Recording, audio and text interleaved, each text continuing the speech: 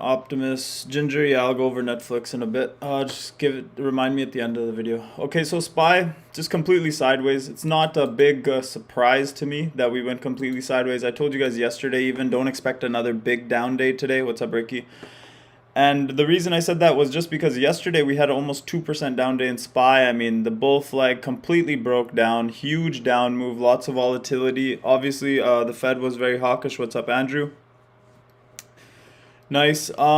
So basically what we seen today was a normal response to a big sell day. One big sell day doesn't always mean you have to have another big sell day the next day.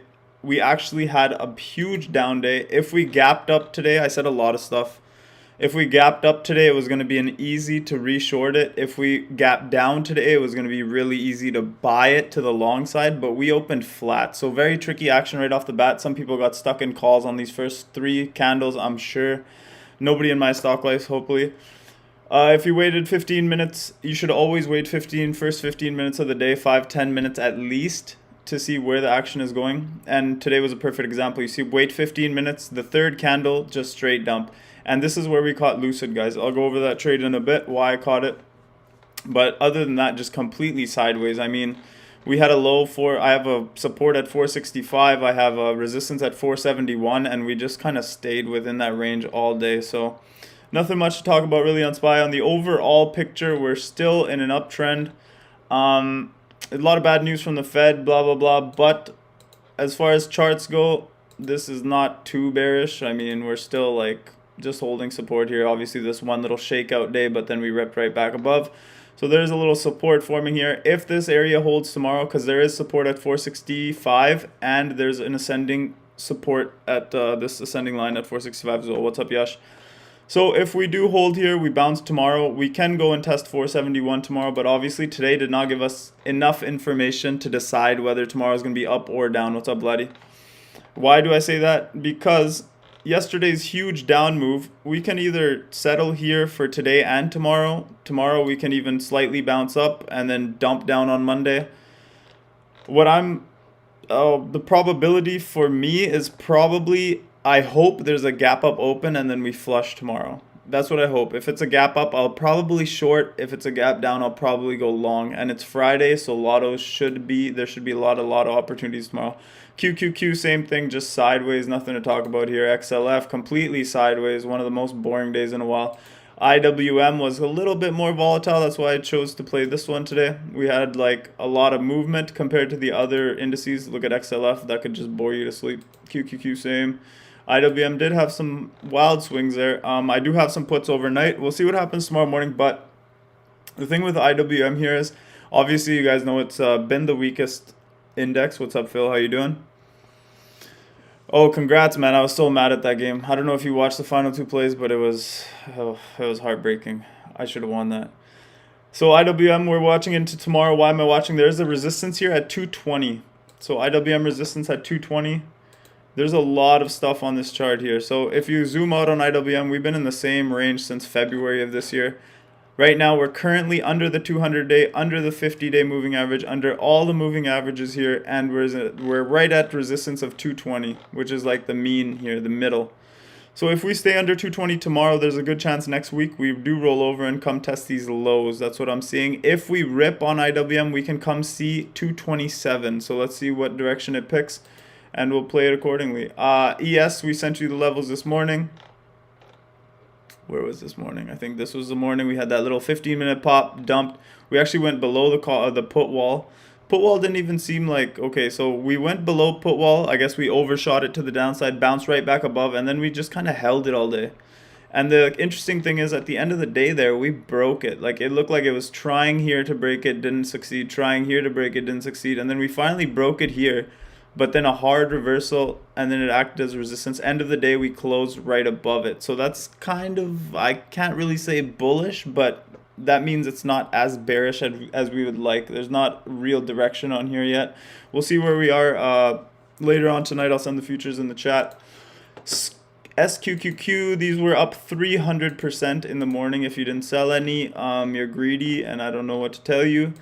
I sold a bunch today for 300%, and I'm holding on to some. One, because I have a lot of time on them. Two, because yields are still breaking out. You look at TNX, we are still over that key resistance that I've been pointing out to you guys, 1.691, and we're clearly above it here.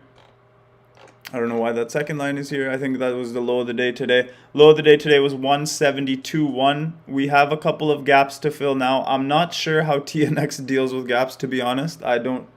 I haven't really watched it that closely, but intraday, look, just holding the low of the day all day. It definitely didn't come down, that's for sure. Did close a little bit red, but I don't know. The candle's red, but we actually closed up from yesterday's close. And we're holding on to yesterday's low. So as long as we stay over 172.1, tech and growth should continue to be weak. Obviously, today we got a little oversold bounce on the Qs. Why did we get that bounce? I pointed it out this morning. There's a weekly channel that Qs have been in since like June of this year. Every time it gets to the top, you sell. Every time it gets to the bottom, you buy. And it's just been in this channel on the weekly every single week. And right now, we are very close to the bottom of that channel. And it looks like that's where it bounced today. So tomorrow, what we're watching for, if we have bearish follow through, we want today's low to be taken out. If we get today's low to be taken out, there could be a multi-week pullback on QQQ. If it holds tomorrow, we have a chance of bouncing back up into this channel. Let's go on to the VIX here. VIX finally got over 20 today. After all the carnage yesterday, we were still under 20. But it looks like it's just forming a higher low here. Let's see if this is the low and we keep ripping, or if they want to bring it down one more day. All these levels I use, 1869 would be support on VIX now. It's the same thing as always. Big jump, it consolidates, and then it just compresses down here, and then another big pop, right? So just go back, look at the VIX. I mean, usually when we get one of these one-day big moves like this, you see how on August 17th we had a one-day big move, and then the next day we took off, and then the next day was red, but we were higher. So same kind of things forming here. We had a big move yesterday, one day relaxing but still up, and let's see if we can get through 21 tomorrow. 21 on the VIX will mean more downside for the index. If we go down and break through 1869, the market can continue going up and bouncing. Bitcoin just looks like trash. Obviously you guys all know about this head and shoulders that I was watching on the weekly. And this is also a head and shoulders, so same thing, shoulder, head, shoulder, and breakdown. So everything on the chart right now is screaming bearish to me. Obviously, we could have a little bit of an oversold bounce here, but everything's pointing towards higher. If we bounce, just look for a retest of this neckline, and then we probably go lower. Other than that, not much to say on Bitcoin. We nailed the monster put, MicroStrategy puts, Yush. Grabbed them at 1340, I grabbed them at 1350. I'm all out, and I rolled into Mara puts instead. I just like the spread on them better. I think I can manage them better. But other than that, Bitcoin short, probably still a good idea until proven otherwise. Tesla still continues pulling back. Yesterday was a very weak day for Tesla. We filled the whole gap yesterday, and then we went down even more. So right now, it is a hammer candle, but we did close lower than where we opened. And these are just the levels that I have drawn on Tesla here. So we closed above my 1064 level. The next level up here is 1078. Over 1078, we can go to 1100 and then 1117. So there's a lot of stuff, a lot of ground to make up for Tesla. But for right now, doesn't look too bad, especially with that many people buying the dip. So tomorrow, let's see if we get continuation upside, or if we just kind of bounce in the morning, gap up, and then fade lower. So that's what we're watching for on a lot of these stocks. So Lucid, look at Lucid was actually up huge for the day, but in the morning, I'll show you something. So in the morning, I had Rivian's chart open, I had Tesla's chart open, and I had Lucid's chart open. So what I was watching for is there's these first three 5-minute candles, which is 15 minutes into the day when I start trading.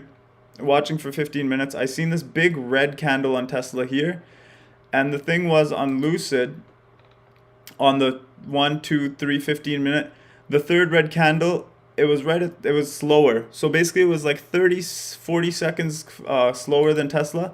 Tesla had already been like way down here. It already lost the low of this third candle. Lucid did not lose the low of the third candle. So I jumped in Lucid puts immediately around here.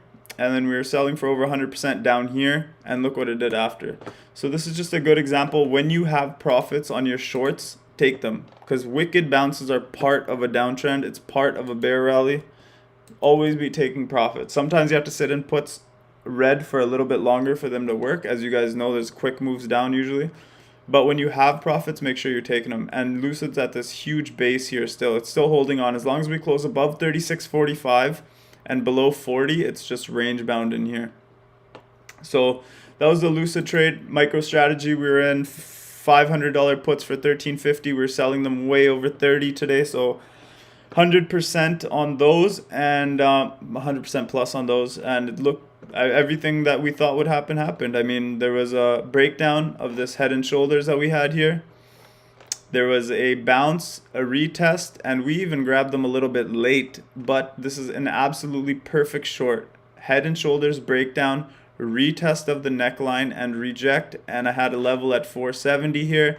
Today's low was 477. So that's enough for me. That was the trade plan, and it went right to plan. So I sold them this morning. If I got greedy and waited for 50 or 60, sometimes you'll see a big bounce here, and then maybe you'll get it later, maybe you won't. I was happy with my profit. I took it off. Uber is acting better and better every day. Big dump today. We are actually in the money on 40. We have $41 puts for Jan 28th, which we took a couple days ago, or yesterday. $41 puts for Jan 28th were in the money today. So it was below 41. It looks exactly the same as November 5th. If you want to take a look, we bounced up 4 days, hit the resistance, and then pulled back and gave back that whole bounce. So let's see this time, 4 days into resistance, do we get 4 days of pullback and give it all back? It pretty much gave the whole bounce back already, but let's see if we get continued downside on Uber. Right now, it looks like it wants more downside. Plus, there was bad news on Uber Eats this morning. So let's see where that one goes. I already took off 1/3 for a nice profit there. Amazon just completely sideways, doesn't know where to go. Again, head and shoulders on the daily, breaking down. Now the question is, do we bounce up, retest the neckline, and then roll over? Does then that remind you of the monster chart? Head and shoulder, or MicroStrategy, I don't know why I always call it monster. MicroStrategy, breakdown, head and shoulders. Then it bounced, then it back tested, and then it rolled over. So the same thing is possible on Amazon here. That's what I'm waiting for. Let's see if we get a bounce. Tomorrow might even be a lotto call day on Amazon. Why do I say that? Because if they do want to back test this channel, we have a move to 33.30 coming. Right now it's trading at 32.65. We could have a possible 70-point day on Amazon tomorrow and still be bearish on it for the next week. So remember that Amazon calls are a possibility tomorrow. Baidu strong close, bull flag breakout. We got some volume there. China's looking strong, so this is the bull flag here. After a big move last Thursday, big almost 11% move last Thursday, we formed this little bull flag here, broke out. Right now it rejected the 50-day, so the key for Baidu tomorrow is to get over the 50-day moving average, which is at 152.44. If it gets over 152.44, it has a possibility of continuing through next week, and we have this gap right here to fill all the way to 160. So big move possible on Baidu if we close over the 50-day tomorrow. Mara has a strong level at 30, as you guys know. We are in puts. Looks like either it reverses and this is the bottom, or it just back tests both these levels. So we have a level at 30.55, which we tested this morning, came under, and then we couldn't even get over 30 for the rest of the day. Tried it like 4 times, 5 times almost, and it just rejected every time. Depending on Bitcoin's action tonight, if Bitcoin dumps tonight, we might get a good gain on these tomorrow. If not, I'll probably hold them over the weekend, because I am expecting more pain for Bitcoin here. Costco is one setup I posted in the charts and watch list section of our premium chat there. Costco had this big ascending support. We finally broke through it yesterday. A little bit of a bounce today. I mean, if you're getting really bullish right now, yesterday we were down 14 points on Costco. Today we're up 12 cents. So that should just tell you all you need to know. We could bounce tomorrow, but the likelihood right now is weakness on Costco. So if we get even a gap up open at this previous support, that would be a perfect situation for a Costco short. Back test this line and then roll over. So let's see what Costco opens up at tomorrow. We got Marvel here. We were watching this wedge. We have a gap to fill down 270, 271 here. We did break out of the wedge today, but the market showed strength. Tech picked up a little bit and we closed back inside the wedge. So we have to wait for this one to go back underneath the wedge before we can play a short for the gap fill down here. Other than that, MasterCard, another short we took for Jan 21st, the 340 puts. Why did I take them? Just because of this little broadening wedge here. We have clear resistance up here, clear support down here, and we were breaking down. We did hold the 8-day moving average here, but just looking at this candle, there's no decision. Bulls don't know if it wants to go up. Bears don't know if it wants to go down. We have to wait for the real move either tomorrow or Monday, and then we'll decide what to do with these puts. We did hold the 8-day, which I do not like. If we close under the 8-day tomorrow, I have more conviction in these puts, and I will hold them over the weekend. Other than that, we can go over Netflix for tomorrow. We'll go over the daily first. This Netflix looks exactly like Mara. So very, very solid support here. As you guys know, we were playing this base in between 566 and 478 for months and months. It was very easy. Sell at the top or short, buy at the bottom or take calls. And what we finally broke out after so long, kind of went and back tested it and ripped, and now we're giving back all the games in this market weakness. Right now on Netflix, it's set up almost exactly like this Mara was that I just went over. So Mara on the daily is very similar to Netflix. Obviously Mara has the Bitcoin in its back, like Bitcoin, it runs based on Bitcoin weakness or strength. Netflix is just basically all tech. So basically if QQQ is strong tomorrow, or if it holds this support, if QQQ holds this weekly channel support tomorrow, Netflix has a chance to go crazy right back above 566. They're going to try to close it above 566 if there's tech strength tomorrow, and they'll probably try to keep this pattern intact here because we're right back in this channel that they do not want us to be in. So Netflix tomorrow, we have a 200-day moving average at 566. We have this huge support that turned resistance that turned into support at 566. So Netflix over 566 should probably run. If it rejects at 566, it's a very, very easy short in my opinion at 566. It might even go all the way down to 480 again. So that's what I would watch for on Netflix. We are under the 200-day as well. And do Baba. Baba is just basically the same as Baidu.